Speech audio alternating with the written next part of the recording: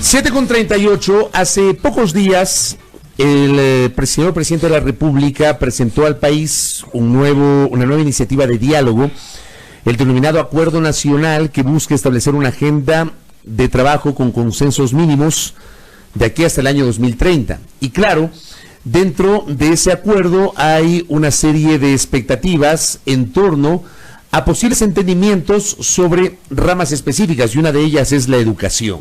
Recibimos en nuestra mesa de trabajo al doctor Milton Luna. Él es el ministro de Educación, nos acompaña justamente para conversar con nosotros respecto de cuáles van a ser, cuál es la proyección que hay respecto de lo que podría ser el acuerdo nacional en lo que tiene que ver con la educación. Señor ministro, bienvenido, buenos días. Bienvenido, ministro, buen día. Muy buenos días. Sí, efectivamente, en la semana anterior se lanzó por parte del presidente de la República esta iniciativa que no es sino una respuesta a una demanda de la sociedad y de la coyuntura. Yo creo que debemos partir señalando que el país quedó tremendamente fracturado luego de la década anterior. Muchas heridas, muchas situaciones muy complicadas de distanciamientos regionales, sociales, políticos, en fin.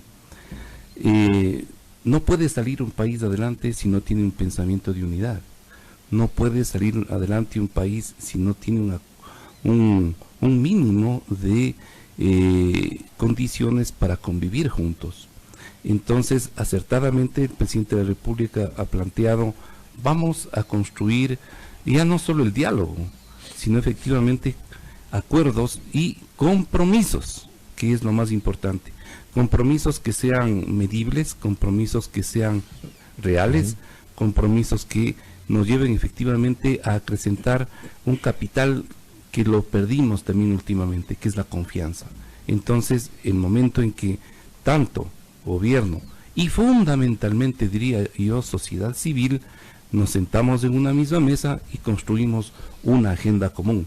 Reitero, una agenda común a corto, mediano y largo plazo. Hablemos un poquito señor ministro, hablemos un poquito sobre el detalle operativo. ¿Cómo va a funcionar este proceso de construcción del Acuerdo Nacional por la Educación? ¿Va a haber mesas de trabajo? ¿Quiénes van a participar? ¿Cómo está previsto el tema? Al menos la metodología general es efectivamente tener una serie de mesas. En educación vamos a tener 4, 5, 6, o las que los actores demanden. Eso todavía no está definido. No, en educación sí está definido. ¿El número? Este momento están trabajando, ya en educación es especial porque viene trabajando ya la sociedad civil desde hace varios meses, y hay 4 mesas efectivamente que ya vienen trabajando. Se instalarán 2 o 3 vienen trabajando antes del acuerdo, antes del lanzamiento del acuerdo. Antes del lanzamiento. Aquí la idea importante es la siguiente, no es que uno va y hace un acuerdo. El tema es que nos reunimos para construir un acuerdo. Y efectivamente desde la sociedad civil venían trabajando ya algunas mesas desde mucho antes, y existe una confluencia con el gobierno, con esta iniciativa del gobierno, y se comienza a trabajar juntos, y esto yo creo que es lo más importante de señalar. Las 7 mesas son perspectiva de derechos humanos, campo técnico, jóvenes y empleabilidad, el desarrollo sostenible, la mirada urgente de trabajar en valores, formación a lo largo de la vida y la escuela, y la nueva escuela, la interculturalidad y todo tipo de diversidad, y el desarrollo infantil integral, primera infancia. Hay un tema, ministro, que es muy próximo y que ha sido, digamos, parte de la coyuntura en estos últimos meses y años, y es el de la violencia sexual en contra de los niños, niñas y adolescentes en escuelas y colegios.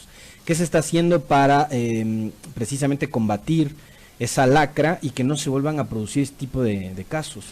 Bueno, el que no se vuelvan a producir es un deber ser muy complicado. La naturaleza del hombre, de la humanidad, esta cuestión inmanente de la violencia, ¿no? El tema es cómo reducimos al mínimo, ¿no? Y yo creo que el ambiente del acuerdo brinda unas condiciones favorables muy interesantes, porque nuevamente este no es un tema de la escuela, es un tema de la familia, es un tema de la sociedad, es un tema de otras instancias del Estado, por ejemplo, de la policía, del municipio, por ejemplo. Este es muy importante. Entonces, si uno tiene los diversos actores, planifica, hace un buen diagnóstico, hace una buena valoración y establece compromisos comunes para afectar esto. En lo que respecta a educación, se viene trabajando ya desde hace un buen tiempo. Uno, en todo lo que es prevenir y efectivamente dar salidas efectivas cuando los casos se presentan. Es decir, se presenta un caso y todo un protocolo donde los rectores, por ejemplo, tienen que reaccionar inmediatamente, tienen que separar a ese profesor posiblemente agresor del niño, de la niña, y tiene que denunciar inmediatamente en el área administrativa para que se proceda a realizar los actos administrativos necesarios. Y si se agrava el asunto, tiene que ir a fiscalía, ¿no? Eso en el plano jurídico, judicial, en fin. Pero también existe toda una cantidad de iniciativas en torno, por ejemplo, a capacitación a los padres de familia, a los profesores, a los propios chicos, por ejemplo, a los chicos, para que tengan la suficiente confianza de denunciar su situación, que aprendan a recuperar su voz, porque si hay condiciones autoritarias, en esas condiciones autoritarias los niños jamás van a poder hablar. Entonces estamos trabajando en la creación también de condiciones para que los niños, las niñas puedan hablar. Y esa es una manera muy importante de prevenir. Pero, como ustedes muy bien saben, fuera de los establecimientos educativos existe también una cantidad de ofertas, por ejemplo, para el tema de las drogas, del microtráfico, el tema que se ha denunciado hasta hace poco de redes, ¿no? Entonces aquí va a significar todo un trabajo, por ejemplo, con la policía y el municipio para rastrear esta situación y trabajar conjuntamente. Por fortuna ya se han planteado al menos en la ciudad de Quito, una mesa muy importante desde la subsecretaría del municipio, convocando al Consejo de Protección de la ciudad, a organizaciones no gubernamentales, a la Fiscalía, en fin. Y esto va a ser potenciado a nivel nacional en el marco del acuerdo. Por ejemplo, el tema de la violencia, el tema de cómo combatir esta situación tan complicada para los niños, particularmente para las niñas, va a ser precisamente uno de los puntos que quizás nos lleve a acuerdos inmediatos en algunos casos. Es decir, estimo yo que con los actores se definirán acciones de cortísimo plazo hasta acciones más estructurales y acuerdos de más largo aliento. En estas horas hay dos casos que, con Tertulio y amigos y amigas, son muy mediáticos. El riesgo, digamos, denunciado la semana anterior, estuvo acá la representante del Consejo Nacional de la Igualdad Intergeneracional respecto de el recurso de casación de uno de los acusados del caso Ampetra, o el acusado del caso Ampetra, y más recientemente la detención del presunto responsable de la violación de un niño en esto que se denomina el Principito, digamos, para matizar lo que está señalando el señor ministro. Dentro de las mesas, señor ministro Milton Luna, se va a revisar, por ejemplo, se va a debatir el presente y futuro del bachillerato general unificado. Es uno de los puntos que estamos colocando como Ministerio de Educación absolutamente importante. ¿Cuál sería la idea ahí?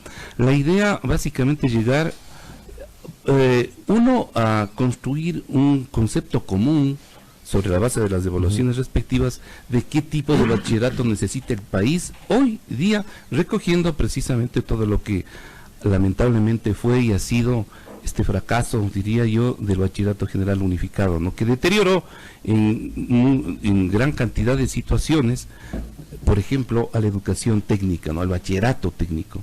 Entonces, esta también es una muy buena oportunidad de recuperar el tema de la educación técnica, del papel del bachillerato técnico productivo en el país y avanzar en propuestas que permitan y den oportunidad a los chicos, sobre todo que salen ya del bachillerato, no solo de ir como único destino en las universidades, sino tener otras opciones en la vida, otras opciones de formación y laborales en la vida. Pero esto ciertamente va a demandar, y para eso el marco del acuerdo es muy importante, diálogos que involucren, por ejemplo, al sector productivo o a los gobiernos locales. Es decir, hoy que mañana se instalan las nuevas alcaldías, en fin, y las otras instancias. Una pregunta central que no fue parte, vea usted, del debate en la campaña electoral, que es el tema del desarrollo local. Cuando uno habla de desarrollo local, no solo puede o debería hablar del tema económico. El desarrollo local es el desarrollo, digamos, en general, es un desarrollo que involucra el tema amplio de el desarrollo de las capacidades de una sociedad para enfrentar su situación. Y en esto la educación es la columna fundamental. ¿Usted cree que deberíamos volver al bachillerato anterior que teníamos? No, yo no estoy planteando no? eso. Estoy planteando llegar a pero la construcción. le consulto. No. ¿Usted cree que eso sería saludable o vamos a otro modelo distinto? Hay que recoger todo lo valioso que las diversas experiencias de bachillerato han tenido en el país. O sea, tampoco regresar al anterior. Y construir lo que se necesite. Vea usted, ha habido mucha novelería en el Ecuador. Es decir, cogemos, reemplazamos, o la idea refundacional. Es decir, de aquí en adelante no hay historia. De aquí en adelante todo lo que yo haga es lo nuevo y lo mejor. O decir que todo lo que hizo Correa está mal. Claro, es decir, hay algunas cosas que tienen que evaluarse. Probablemente algunas cosas estuvieron, no solo de Correa. Vea, el tema del bachillerato es un tema que se viene discutiendo en el país desde los años 60, del siglo anterior, y 70 y en adelante, por supuesto, con mucha finura, ¿no? ¿Por qué razón? Porque el país ha ido variando, el país ha ido estableciendo con más claridad la relación entre lo educativo y lo productivo, por ejemplo, ¿no? Entonces, antes del bachillerato, antes de los años 50, el bachillerato y en general, la educación estaba más basada en una formación general y humanista. Hoy hay que combinar el humanismo con la tecnología y con el desarrollo científico, por ejemplo, ¿no? Y establecer la relación entre economía y desarrollo, entre educación y desarrollo, ¿sí? Y en cuanto a desarrollo sostenible, es decir, se van sofisticando y complejizando las definiciones y las demandas que este momento tenemos como sociedad y como país. Muy bien, ahí estamos en el tema del bachillerato unificado. Dentro del diálogo se va a incorporar también, digamos, la estructura del sector de educación. Me refiero a la forma de concebir la construcción de escuelas, de colegios. Le hago esta pregunta por la polémica o controversia generada en los últimos tiempos respecto del tema de las escuelas del milenio, el retorno de las escuelas unidocentes para la ruralidad. ¿Eso también se va a hablar en las mesas? Por supuesto. Y esto en dos dimensiones. Una dimensión es la dimensión que cubre todo lo que es el concepto de calidad educativa. ¿Qué estamos entendiendo por calidad de la educación? Vea usted, si uno recorre la bibliografía y la serie de propuestas que existen en el país, hay muchas, diversas propuestas de calidad de la educación. Unas que van desde asimilar los conceptos de los ISOs o los preceptos que vienen desde la empresa o desde la fábrica, como conceptos que se adaptan a la educación, y otros que vienen desde el enfoque, por ejemplo, desde los derechos humanos. Es decir, ¿qué concepto de calidad tenemos? Al menos el que estamos asumiendo desde el Ministerio de Educación, que le hemos denominado Nueva Escuela, es concebir a la formación integral de las personas para que tengan una respuesta propositiva al entorno y a la situación histórica que le ha tocado vivir. Y en este caso creemos en una formación que efectivamente desarrolle sus capacidades para ser más concretos, en la matemática, en el lenguaje y todas estas líneas fundamentales donde está hoy cargada la formación de los chicos, pero también que su formación sea seriamente complementada con el tema de valores, que es una de las grandes preocupaciones del presidente de la República y de muchísimos sectores en el Ecuador. Si es así, estamos hablando de una propuesta que forme integralmente a las personas, como buenos seres humanos, pero también como buenos técnicos para enfrentar los desafíos de la contemporaneidad. Eso en calidad, pero también en modelo de gestión. El modelo de gestión que estamos pensando es que la escuela tiene que romper sus muros y conectarse con la sociedad, con la realidad, en fin. Esto significa un diálogo entre la escuela y la comunidad, la escuela en su entorno, la escuela y el espacio, que no solamente es el espacio territorial inmediato, sino también el espacio cibernético. Pero si hablamos de de la realidad virtual. Si hablamos de calidad, ¿se justifica el retorno a las escuelas unidocentes en la ruralidad, señor ministro? Por supuesto. El tema es cuando estamos hablando nosotros de escuelas rurales y cercanas a la comunidad, estamos hablando de la mejor educación. No estamos... tenemos una visión muy urbana de lo que es la educación. para ustedes, para los que estamos aquí presentes, aquí estamos con un colegio emblemático cercano a 2 cuadras, que es el Colegio Benalcázar. Pensamos que todos los colegios deberían ser así y que los chicos que están alrededor de este colegio deberían ir a ese colegio. Y eso es así. Vea usted, hemos pensado la mejor educación para los chicos de las ciudades porque en estos conceptos de acercarle el servicio cerca a su casa a los chicos. Pero en las zonas rurales, ¿qué pues?